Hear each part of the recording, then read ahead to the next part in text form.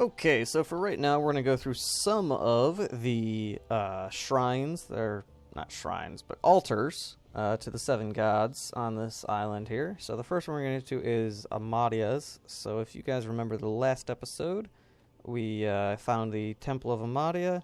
So we ended up over here. All you got to do is you need a tactical retreat type power for this, whether it's tactical retreat, phoenix dive, cloak and dagger, the wings, anything like that. You could, I suppose, use teleport and nether swap as well, but that would take a lot longer, I feel like. So what you're going to do is from the starting point, you're going to have to jump over here. There's going to be some little drones flying around, dropping lightning, ice, and fire everywhere. You just got to maneuver through them. Again, tactical retreat type powers help a lot with that. And you're just going to have to find the little, I don't know what to call these little things, these little monuments. You're going to have to click on them, and they will get rid of the little guys flying around, dropping lightning and ice on you and stuff. So if you have somebody with really high magic armor, you could use them because they'll be able to tank a couple of those hits if you accidentally run into them, but you don't want to just purposely tank it and run through. They do deal a lot of damage, and it will probably kill you. You could use a resist all potion and probably tank it all, but even still, I would rather tactical retreat through. And there's going to be a portal that jumps you over here, and again, you got to go through a couple of them. It's real easy if you have something like tactical retreat to move around. I used Fane because he has wings, and I can just kind of hop back and forth without waiting too long for the recharge. Alright, so once you get up here, you get the Altar of Amadia. You click it, pray to it. You can pretty much one your way through.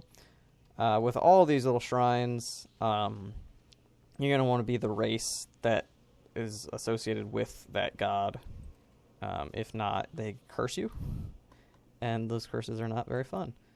Now, once you do that, you can come back over here, and the Knight of Amadia should be standing here. And if you talk to her, she usually talks before I get over there, so I might just have been just out of range. You are not of the Black Amadia is in Fane, so she's revealing her presence to her. Even if you don't, like, you just tell her, hey, I'm not here to kill you, I'm not Black Ring, and then she'll give you a gift.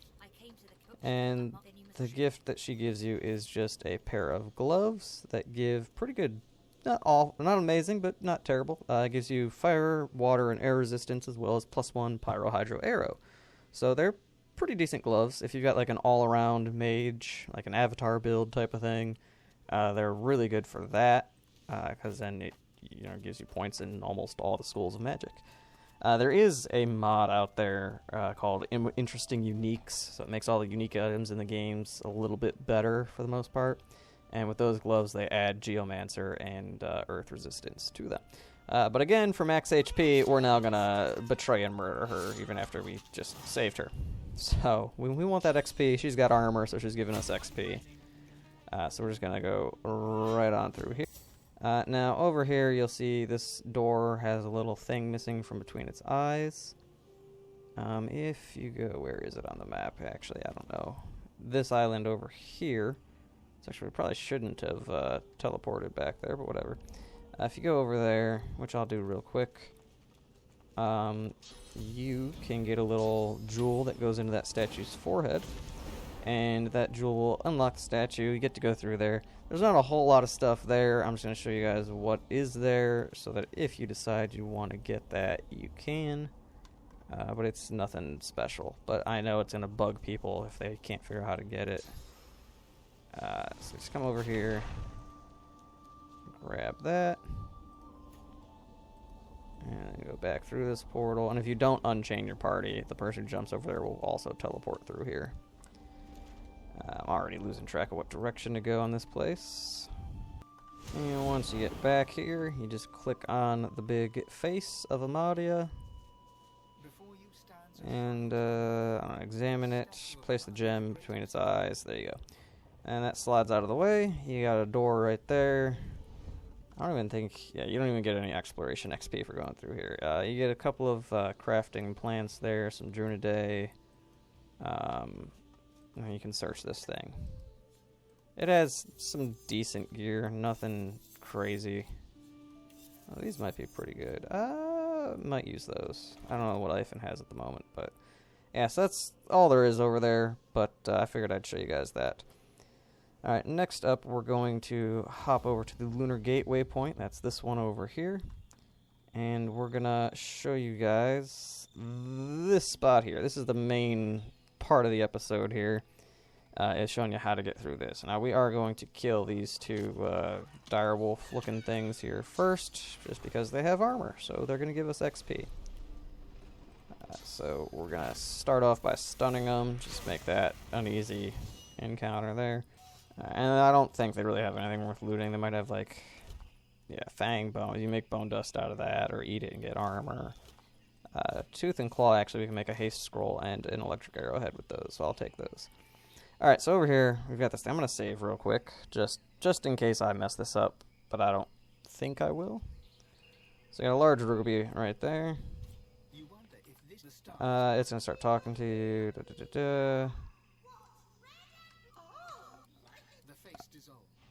you go. If you pick the right thing, or the wrong thing maybe, it'll teleport you in here. And in this realm, we're really slow all the time. The only way to not be slow is with a haste type effect, or maybe if you've got something that gives you immunity to being slowed. But I'm not sure if I have anything like that at the moment. Oh my god, I just want to move this box over there. There we go. Now, you probably already noticed these two little plates right there, so if you put these on top of those plates, they trigger. And I think there are 4 of them over here. There might only be 3, I'm not quite sure.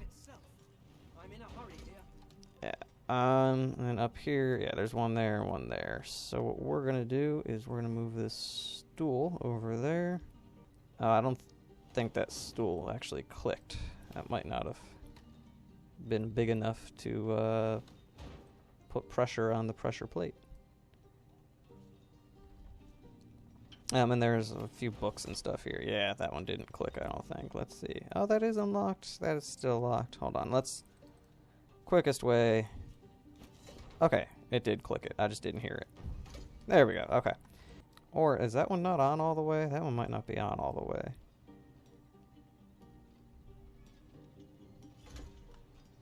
Oh, no, nope. Because I just stepped on that and it clicked and that one just opened right up. Yeah, so that one's not being pushed down all the way by the stool. That was right before. Okay. I think, yeah, as soon as I step off. Okay, so the reason you gotta come over here is to get that box, to put the box up there. So this is gonna take a minute. Yeah, that's a lot more convenient. Yeah, if you have a point or two in telekinesis from gear, I have 1 from gear, then after I max out his thievery, I put 1 in there. Yeah, that's gonna help in here. Get that up on out of here.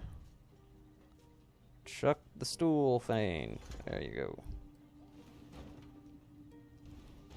Alright, so you gotta go down there to get that extra box, so you can open that. I guess you could just leave one of your characters behind and go through, but I don't want to do it that way. And then once you get through here, I'm not... Oh, I think that one is actually just a trap. And most of these are just designed to kill you. And this is where it's already unlocked, so you don't really have to do anything else at this point to get through here. I don't know, does this turn off this thing? I don't think so. We'll check. No. Okay. So you don't want everybody to come through here without stepping on that. I don't know if you can maneuver through that very well or not, but I don't think we have to do anything with this thing. I think that's kind of just a red herring. Yeah, it's not doing much. Alright, so we're gonna have Fane come over here. Because A, he can't get poisoned by that. I mean, he can get poisoned by it, but it heals him. And right here, I'm gonna save again, because there's 2 things in here coming up that can really not end well. So the first thing is, if you come over here, do not turn this wheel. Okay, this is the proverbial big red button of "Do not touch me, or you will die." If you touch that, you will die. No, wait, no, that's not what I wanted to do. So yeah, don't mess with that one. What I'm gonna do is come over here. Don't quite yet open that door. And then I'm gonna go with haste, and then open it, and then get over here. Okay. Oh, I am not currently hastened still. Okay, noted. If you have a haste scroll, and I have 16 because I buy them from a vendor every time I see it, and I always buy stuff you need to craft a haste scroll every time I see it. All right, so this is gonna start counting down. You want to reach for the Great Ball of Light. So you need to get to this thing before the countdown ends. So what I'm going to do is use Adrenaline, and then come over here and hit that thing. Haste helps a lot. If I didn't have haste, Phoenix Dive would help quite a bit. If you don't get there in time, I'm pretty sure it also just kills you.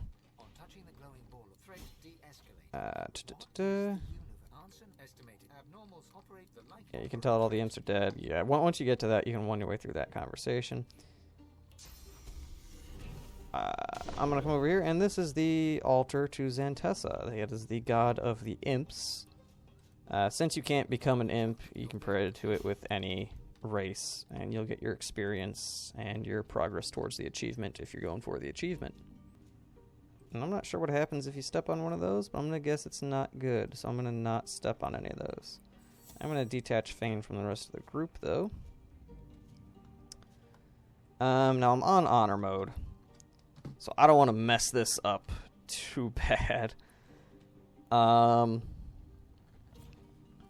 Fane's detached from the group. I'm going to have the rest of the group actually waypoint back up to the Lunar Gate. And then with Fane, let's see. Yeah, if you do that, a wave of death fog and lava come to you. So if you were to go back in there, it's on honor mode, so I don't want to actually die and show you that closely. But you could see the death fog. If you didn't see the death fog, rewind and pause it. I'm putting the video up on YouTube. You can pause it. But there's death fog coming, and there's also lava coming. I don't know if you could see the lava in that second that it was on screen there. So even if you have an undead, they'll still get killed by the lava. You would need an undead with maximum fire resistance to be able to walk around on there without dying. And even then, I think the fire will still, the lava will debuff your fire resistance, and you'll still take a little bit of fire damage over time. So it would slowly kill you, but you could escape at that point. So anyway, that is how you get to the Altar of Xantessa. And now, I believe, if I go back to that waypoint, it will kill me.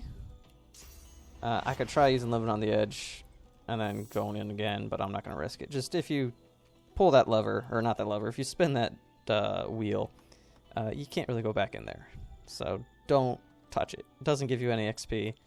Doesn't do you any good. Just don't touch it. Now that's over there, and we have no reason to go back there because we prayed to that altar. So now we've got the Amadia altar out of the way. We've got the Xantessa altar out of the way. So that's 2 out of the 5. And actually, if you want, you can go to the Temple of Tyrsendilius. And right over here is the altar to Tyrsendilius. It's the only one that looks different, or at least drastically different. And if you're an elf, you shouldn't get cursed from that. Just won your way through.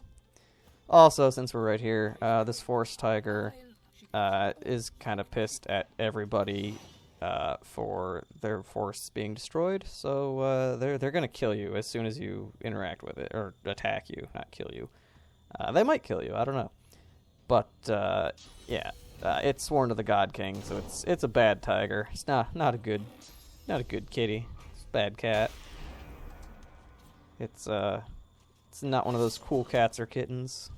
Alright, so we're gonna kill this thing and end the video. So we've got 3 out of the 5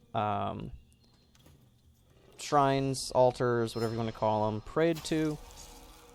So the other, or did I say 3 out of the 5? 3 out of the 7. I don't know why I said 3 out of the 5. We have 4 more to go. So there's the Zoroastissa, the lizard one, which I believe to not get cursed at that one, you just need to pop on the Mask of the Shapeshifter, shapeshift into a lizard, then pray to it. The Duna one is at that place where the Watcher wants us to save that dwarf, the Knight of Duna. So that's 2 out of the remaining 4. The one for Ralik, the human god, is right in the middle of the map. And it's actually by a waypoint that I think we passed up. Yeah, it's right over here. We should have actually gotten the waypoint there before coming here, but whatever. And then the one for Vrogir, the orcs, is going to be over here. But before you can get in there, you have to go up here and kill some Blackring. Or at least one Blackring. I don't know if you have to kill all of them, but it's going to start an encounter, so some Blackring. Alright, and we'll do some of those, or all of those. We'll do some amount of those in the next video. So I will see you guys then.